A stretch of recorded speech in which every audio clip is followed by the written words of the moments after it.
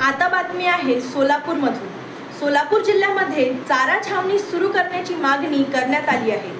भीषण दुष्काळी परिस्थितीमुळे सोलापूर जिल्ह्यामध्ये चारा छावणी सुरू करण्याची मागणी सामाजिक कार्यकर्ते पैलवान माऊली हेगडे यांनी महाराष्ट्राचे राज्यपाल आणि मुख्य सचिव यांच्याकडे केली आहे। महाराष्ट्र राज्यामध्ये गेल्या वर्षी पाऊस कमी झाल्यामुळे बहुतांश भागात भीषण पाणी टंचाई आणि चाऱ्यांची कमतरता आहे।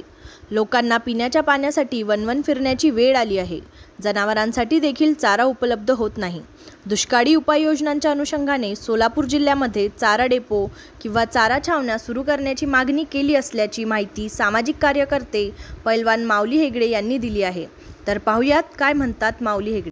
सोलापूर जिल्ह्यामध्ये सध्या दुष्काळी परिस्थिती असल्यामुळे पिण्याच्या पाण्याबरोबरच चाऱ्याचा प्रश्न मोठा भेडसावत असल्यामुळे राज्य शासन आणि जिल्हा प्रशासनाने त्वरित चारा छावणी शेतकऱ्यांना आणि जनावरांच्या शेळ्या मेंढ्या असतील अन्य गुरं असतील यांना चारा छावणी किंवा चारा डेपो उपलब्ध केला पाहिजे, जेणेकरून ही जनावरं वाचली गेली पाहिजेत।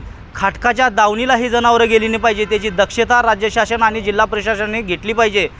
आणि येणाऱ्या काळातला सगळा प्रश्न हा भेडसावणारा पिण्याच्या पाण्याचा असेल। उजनीमध्ये सध्या पाणी उपलब्ध नसल्यामुळे शेतकऱ्यांना पिण्याच्या पाण्यासाठी साधारणतः 14,000 लिटरचा टँकर हा 3 ते 4,000 रुपये देऊन विकत घ्यावा लागत आहे आणि जनावरांसाठी सुद्धा पाणी विकत घ्यावे लागत आहे। त्यामुळे जिल्हा प्रशासन आणि राज्य शासनाने त्वरित उपाययोजना करून चारा छावणी ही सुरू केली पाहिजे।